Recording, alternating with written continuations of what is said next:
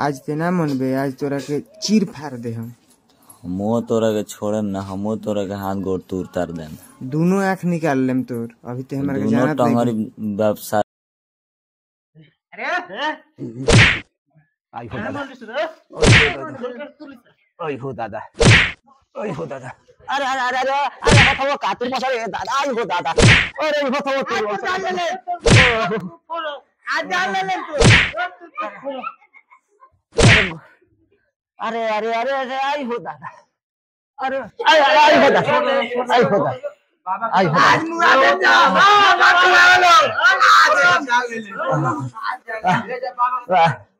अरे गोर तो पूरी दलम से हाथों तुरहन से रे दादा, हाथों तुरहन से रे दादा, हाथों तुरहन से रे दादा। आई हो दादा, आई हो दादा, आंखें लगा। आई हो दादा, बाबा के दादा आई हो दादा, आई हो दादा। गोर तो पूरी दलम से आई हो दादा। ओहो हो, आई हो दादा। बाबा बड़ी भारी भारी। अब तो दोनों गोड़ तोड़ दलन सा मैदान।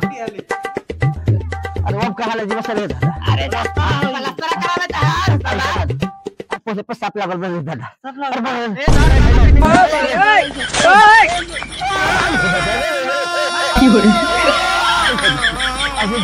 आई हो दादा, आई हो दादा। बाबा का हाथ टूट गइल है टाटी। टूट गइल आज। हमारा चेला रखला हो गइल हो दादा। हाथ में खूब बोल लग चाहिए दादा।